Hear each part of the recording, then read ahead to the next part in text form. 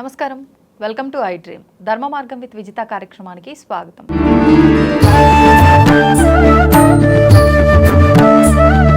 ప్రస్తుతం మనతో పాటు ఉన్నారు ప్రముఖ ఆధ్యాత్మికవేత్త, పంచాంగకర్త బ్రహ్మశ్రీ చిలకమర్తి ప్రభాకర చక్రవర్తి శర్మ గారు. ఇప్పుడు వారితో మాట్లాడి విశేషంగా శ్రావణ మాసం యొక్క వైభవం గురించి, శ్రావణ మాసంలో రాబోతున్న పర్వదినాల గురించి అడిగి వివరంగా తెలుసుకుందాం. నమస్కారం అండి. నమస్కారం అమ్మా. ఇక శ్రావణ మాసంలో శుక్రవారాలు, వరలక్ష్మి అమ్మవారి వ్రతం. అసలు ముందుగా చాలా మందిలో ఒక సందేహం ఏంటంటే, అష్టలక్ష్ములు అంటారు, సంతాన లక్ష్మి అంటారు, ధైర్యలక్ష్మి అంటారు, రకరకాలుగా చెప్తారు. కానీ ఎక్కడ ఈ వరలక్ష్మి అమ్మవారి పేరే వినలేదు. అసలు ఈ అమ్మవారు ఎవరు, ఈ వ్రతం ఎవరు ఆచరించాలి, అసలు ఆ రోజున ఏం చెయ్యాలి? చాలా విశేషమైన ప్రశ్న అండి. మనకి శ్రావణ మాసం అంటే లక్ష్మీదేవికి సంబంధించినటువంటి మాసంగా చెప్తారు. శ్రావణ మాసం శ్రీ మహావిష్ణువుకి, లక్ష్మీదేవికి, శివారాధనకి, మంగళ గౌరీ పూజలకి కూడా చాలా విశేషం. అందులో ప్రత్యేకంగా లక్ష్మీదేవికి చెప్తారు. అసలు మనం మానవ జీవితంలో ప్రతి శుక్రవారం లక్ష్మీదేవిని పూజించాలి. ఏ మాసమైనా ప్రతి మాసంలో 5 శుక్రవారాలు వస్తే లక్ష్మీదేవిని పూజించినటువంటి వారికి అలక్ష్మి ఉండదు. మళ్ళీ చెప్తాను, లక్ష్మీదేవిని పూజించిన వాళ్ళకి అలక్ష్మి ఉండదంటే ఎవరైతే కొంత వెకిలిగా ఉన్నారో వాళ్ళకి చెప్పే సమాధానం ఏంటంటే, లక్ష్మి అంటే డబ్బు కాదు. యథార్థంగా ఏంటి, ఆధునిక సమాజంలో చాలామంది లక్ష్మి అంటే డబ్బు అనుకుంటున్నారు. ఇందాక మీరు అడిగినట్టు ధైర్యలక్ష్మి, సంతానలక్ష్మి, ధనలక్ష్మి, అలాగే సౌభాగ్యలక్ష్మి, ఇలా మనకి అనేక లక్ష్మిలు, అష్టలక్ష్మిలు ఉన్నప్పుడు ఒక్క వరలక్ష్మిని పూజిస్తే ఆవిడలోనే అష్టలక్ష్మిలు, సమస్త లక్ష్మిలు ఉన్నాయి. అంటే మానవుడికి ఆనందాన్ని కలిగించేది లక్ష్మి అని. ఇంకా చెప్పాలంటే యత్ర స్వచ్ఛ తత్ర లక్ష్మి అన్నారు శాస్త్రం. ఈరోజు చాలామంది స్వచ్ఛ భారత్లను చేస్తున్నారు, కానీ మన పురాణాల్లో, మన సనాతన ధర్మంలో స్వచ్ఛతకి ఇచ్చినంత ప్రాధాన్యత ఎక్కడా ఇవ్వలేదు. అది దేశకాలమాన పరిస్థితులు బట్టి, ప్రజలు ఆచరించేటువంటి విధానాన్ని బట్టి అది మారినటువంటి విషయాన్ని నేను మాట్లాడిన. కానీ ఎక్కడో గ్రహణం జరుగుతుంటే ఇక్కడ ఇల్లు కడిగేసి, గుళ్ళు కడిగేసి, గ్రహణానికి ముందు ఇంటిని శుభ్రం చేసి, గ్రహణానికి ముందు పట్టు స్నానం అయిన తర్వాత విడుపు స్నానం వంటివి చేసి, గ్రహణ మధ్య స్నానం చేసి, తర్వాత తిరిగి ఇల్లంతా శుభ్రం చేసుకుని వండుకున్నటువంటి ఏమైనా ఉంటే అవన్నీ కూడా పశువులకు ఇచ్చేసి మళ్ళీ కొత్తగా ఇవి చేసుకోవడం, దర్భలో వండి పెట్టుకోవడం, అంత స్వచ్ఛత పాటించినటువంటి దేశం మన సనాతన ధర్మం, మన భారతదేశం. అలాంటిది ఎత్ర స్వచ్ఛ తత్ర లక్ష్మి అంటే, స్వచ్ఛ అంటే మీ యొక్క శరీరం స్వచ్ఛతగా ఉండాలి, మనసు స్వచ్ఛతగా ఉండాలి, ఆత్మ మీలో ఉన్నటువంటి జీవాత్మ, పరమాత్మకు సంబంధించినటువంటి శక్తి స్వచ్ఛంగా ఉండాలి, ఆలోచనలు స్వచ్ఛంగా ఉండాలి, అలాగే చుట్టూ ఉన్న పరిసర ప్రాంతాలు స్వచ్ఛంగా ఉండాలి. వరలక్ష్మి వ్రత కథలో చెప్పినది కూడా ఇదే నేను చెప్పబోతున్నాను. అది ఎక్కడ స్వచ్ఛత ఉంటుందో అక్కడే లక్ష్మి ఉంటుంది. లక్ష్మి అంటే సంతోషము, ఆనందము, ధనము, సుఖము, సౌభాగ్యము, సంతానము, ఇవన్నీ కూడా అక్కడే ఉంటాయి. ఇది మనం వరలక్ష్మి వ్రతంలో గమనించాలి. అవన్నీ ఇచ్చే దేవి వరలక్ష్మీదేవి. అలా ప్రతి శుక్రవారం లక్ష్మీదేవిని పూజించలేనటువంటి వారు కనీసం శ్రావణ మాసంలో పౌర్ణమికి ముందు వచ్చే శుక్రవారం ఒక్కరోజు, లేదా ఏదైనా ఆటంకం వల్ల ఇబ్బంది అయి ఆ తర్వాత శుక్రవారం అయినా గనక లక్ష్మీదేవిని పూజించినటువంటి వారికి ఆ సంవత్సరం మొత్తం లక్ష్మీదేవిని పూజించిన ఫలితం వచ్చి సౌభాగ్యము, లక్ష్మీప్రదం కలుగుతుంది.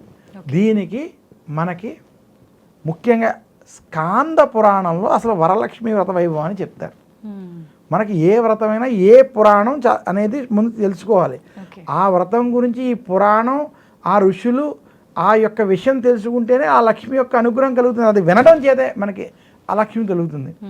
స్కాంద పురాణంలో పూర్వం సౌనకాది మహామునులకు నైమిషారణ్యంలో కూర్చుని పురాణాలు చర్చించుకుంటున్నప్పుడు, ఏ వ్రతం చేస్తే స్త్రీలకి సౌభాగ్యం కలిగి, సంతానం కలిగి, పుత్రులతో లక్ష్మీప్రదంగా ఉంటారనేటువంటి ప్రశ్న వచ్చినప్పుడు ఇదే విషయాన్ని పార్వతీదేవి శివుడిని అడిగినట్టుగా, అప్పుడు శివుడు వరలక్ష్మి దేవి గురించి, వరలక్ష్మి వ్రత వైభవం గురించి చెప్పడం, ఆ వరలక్ష్మి వ్రత వైభవంలో భాగంగా చారుమతి దేవి యొక్క కథని చెప్పడం, వరలక్ష్మి యొక్క వైభవాన్ని చెప్తుంది. ప్రతి ఒక్కరూ శ్రావణ మాసంలో ఈ చారుమతి దేవి కథ వినాలి.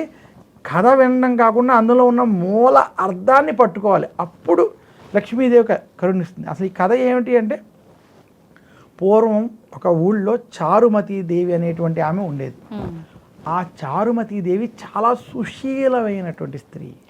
అంటే ఎవ్వరితో గొడవలు పడకుండా, అందరినీ గౌరవిస్తూ, భర్తని దైవంగా భావిస్తూ, అత్తమావల్ని తన సొంత తల్లిదండ్రులుగా చూసుకుంటూ, వాళ్ళని దైవంగా చూసుకుంటూ, తల్లిదండ్రులను కూడా గౌరవిస్తూ, పిల్లల్ని చక్కగా చూసుకుంటూ, చుట్టుపక్కల వాళ్ళందరితో కూడా స్నేహపూర్వకంగా ఉంటూ, ఎవరితో ఎలాంటి రాగద్వేషాలు లేకుండా మంచిగా ఉండేటువంటి చారుమతి దేవి ఉండేది.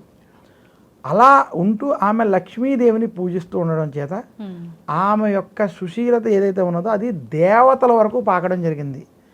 ఇంతటి ధర్మ మార్గంలో ఇంత మంచితనంగా ఉన్నటువంటి పతివ్రత స్త్రీ యొక్క మహిమ వెళ్ళడం.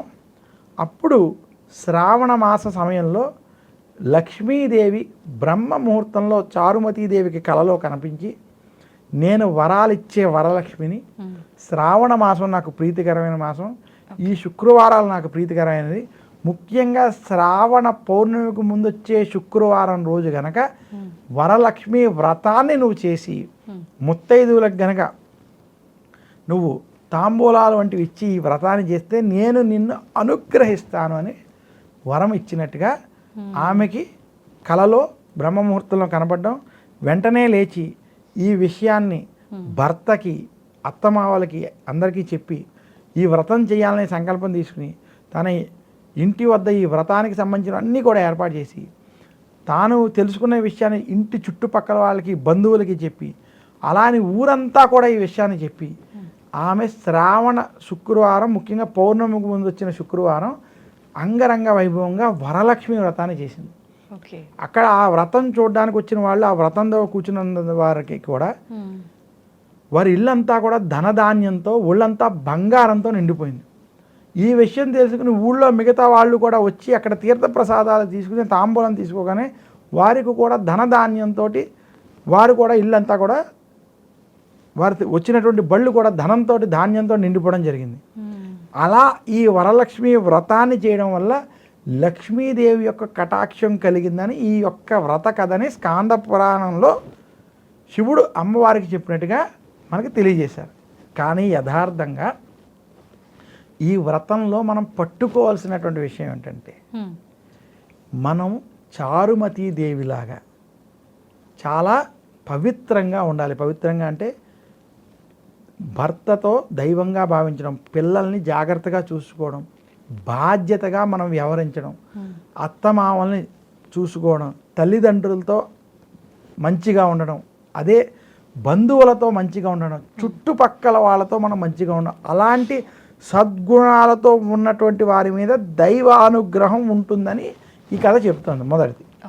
రెండు, ఇక్కడ చారుమతీ దేవికి మాత్రమే వరలక్ష్మీదేవి కనబడి నీవు ఈ వ్రతం చేస్తే నేను అనుగ్రహిస్తానని అమ్మ చెప్పడంతే. ఆమె తన స్వార్థం గురించి ఆలోచించకుండా మిత్రులకి, బంధువులకి, ఊళ్ళో ఉన్న ప్రతి ఒక్కరికి నేను మాత్రం బాగుంటే సరిపోదు, నాతో పాటు నా చుట్టుపక్కల ఉన్న అందరూ కూడా బాగుండాలి, నేను బాగుండాలి, నా కుటుంబం బాగుండాలి, నా బంధువులు బాగుండాలి, ఈ సమాజం బాగుండాలి, నా ఊరు బాగుండాలి అనేటువంటి ఆలోచన ఏదైతే ఉన్నదో, ఇటువంటి ఆలోచన ఉన్నటువంటి వారికి లక్ష్మీదేవి అనుగ్రహం ఖచ్చితంగా కలుగుతుందని చెప్పేటువంటి నిగూఢ విషయం ఈ వరలక్ష్మి వ్రతంలో దాగి ఉంది. కాసేపు ఈ వ్రతం, ఈ కథలు ఇలాంటివి పక్కన పెడితే అందులో ఉన్నటువంటి నిగూఢమైనటువంటి మూలంతో ఉన్నటువంటి మంచిని పట్టుకుని, అలా ఎవరు ఒక్కళ్ళున్నా ఖచ్చితంగా వాళ్ళకి అలక్ష్మి ఉండదు అనేటువంటి విషయాన్ని శ్రావణ మాసంలో ఇటువంటి కథల్ని శ్రవణం చెయ్యాలి. అది శ్రావణ మాసం అంటే. ఇవి చేయడం చేసి అలా మనల్ని మనం మార్చుకుని మనం కూడా అలా భక్తి మార్గంలో జ్ఞాన మార్గం ద్వారా ధ్యాన మార్గం ద్వారా లక్ష్మీ కటాక్షం కలుగుతుంది, సత్ఫలితాలు కలుగుతాయని మనకి ఈ కథలు చెప్తాయి. ఇప్పుడు ఇంతకీ ఇప్పుడు ఈసారి వచ్చిన వరలక్ష్మి వ్రతం డేటు చాలా మందిలో కన్ఫ్యూజన్గా ఉందండి. అంటే 28వ తారీఖు పౌర్ణమితో కూడి ఉండి వచ్చింది, మరి ఆ రోజున చెయ్యాలా 21వ తారీఖు వచ్చే శుక్రవారం చెయ్యాలా అని. చాలా చక్కటి ప్రశ్నమ్మ. చిలకమర్తి పంచాంగరీత్యా దృక్ సిద్ధాంత పంచాంగ గణితం ఆధారంగా నేను 21 ఆగస్టు 2026 వరలక్ష్మి వ్రతం అని మీ ఛానల్ ద్వారా నేను తెలియజేస్తున్నాను. ఎందుకు అంటే శ్రావణ పౌర్ణమి శుక్రవారం వచ్చింది, కానీ వరలక్ష్మి వ్రత కథలో పౌర్ణమికి ముందు ఉన్న శుక్రవారం, పౌర్ణమి రోజు కూడినటువంటి శుక్రవారం కాదు, పౌర్ణమికి ఉన్న శుక్రవారమే వరలక్ష్మి వ్రతాన్ని ఆచరించాలి. దీంతోపాటు ఎవరైనా స్త్రీలకి ఆ సమయంలో ఏదైనా ఆటంకం ఇబ్బందులు వస్తే మాత్రం తర్వాత శుక్రవారం వారు ఆచరించాలి. అలా 21వ తారీఖు ఈ సంవత్సరం మనం చేసుకోవాలి. చాలా సంతోషం అండి, ధన్యవాదాలు. And for more videos, please subscribe to iDream. Please subscribe to iDream. Please subscribe iDream. And please subscribe to iDream. For more videos, subscribe to iDream. please like, share and subscribe to the channel. Congratulations, iDream. Subscribe to iDream. Subscribe to iDream. So subscribe to iDream Media. iDream ki iDream team andarki huge congratulations. Please subscribe iDream Media. Please subscribe to iDream. Subscribe iDream. Please subscribe to iDream. iDream అంటే నా కళల ఛానల్ను subscribe చేసుకున్న నోరు తిరుగుతలేదు, మీరైతే గంట గుర్తు కొట్టండి. For more such videos, please subscribe to iDream. Subscribe to iDream. Please subscribe to iDream. Please subscribe iDream Media. Please do subscribe to iDream. Please subscribe to iDream Media. For best entertainment and information, please subscribe iDream. And don't forget to subscribe to iDream.